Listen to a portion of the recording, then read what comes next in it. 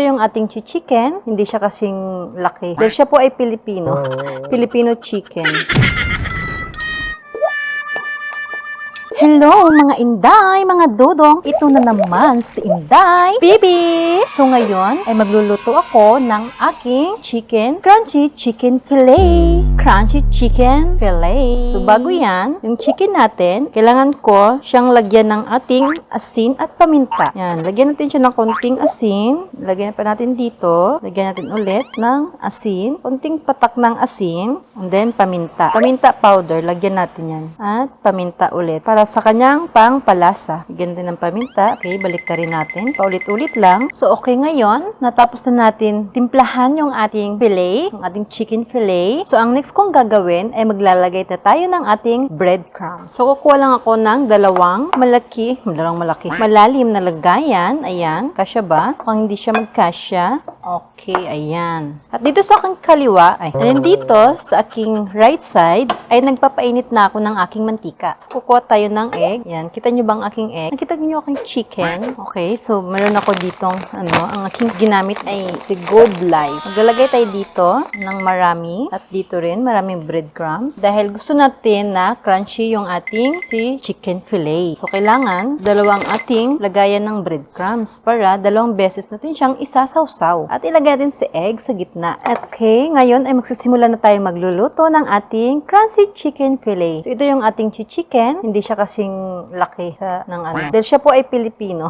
Filipino chicken. Kaya po siya ay maliit, hindi po siya malaki. So, ang gagawin natin una ay ilalagay natin siya sa breadcrumbs. Ayan. Lagyan natin ng mabuti. Magkabilaan. And then, ilagay natin siya sa egg. Yan, egg ng kabilaan. At dito naman sa pangalawa. Para talagang super crunchy. Crunchy. At dito naman sa aking right side ay naghahanda na ako ng aking mantika na mainit na rin siya. Yan, kailangan lagyan natin yung makutsa lahat ng breadcrumbs para talagang crunchy, di ba? Hindi natin para talagang kakapit ang ating breadcrumbs. So dahil siya, ang aking mantika ay super init na, super init, hininaan ko na yung aking mantika at ilalagay na natin ito. Hininaan ko na yung aking apoy. Okay, paulit-ulit lang. Yan. At dito tayo sa egg. Yan. At dito naman sa kabilang breadcrumbs. Yan. Okay, hininaan ko lang pala yung aking apoy. Kaya hindi po siya natusta, nasunog. Actually, madali maluto lang yung aking chicken dahil siya po ay manipis lang, hindi siya super katay.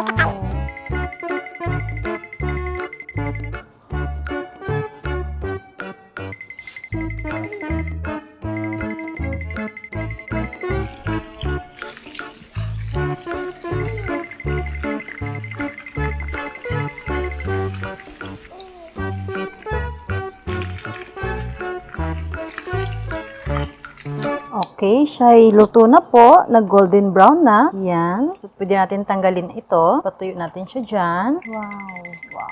Crunchy. Che!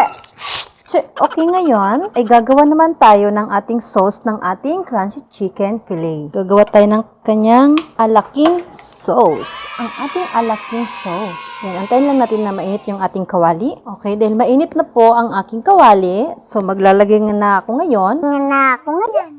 Maglalagay tayo ng ating olive oil. Yan. Kahit mga 1 kutsarang olive oil lang. Pwede kayong gumamit kahit anong klaseng oil. Kahit normal oil, vegetable oil, anong gusto.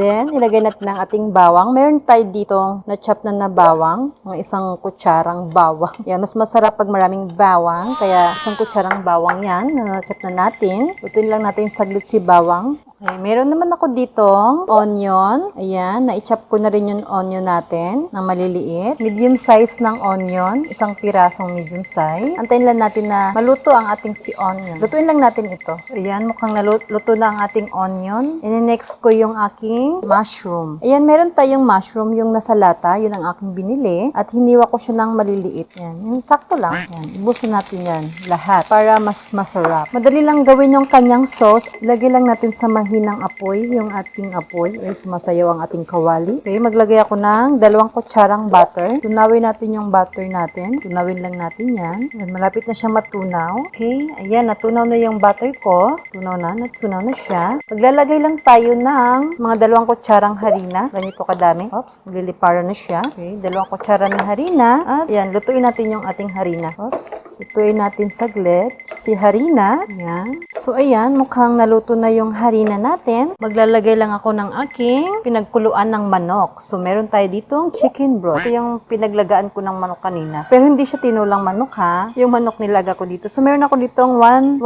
cup at 1 quart. 1 cup and 1 quart. Okay, ubos ko na. Okay, mix natin. Antayin natin na kumulo. Yan, medyo na siya. Lumapot. Medyo lumapot na ang ating sabaw. Para hindi siya matuyuan. Hindi siya, sticky.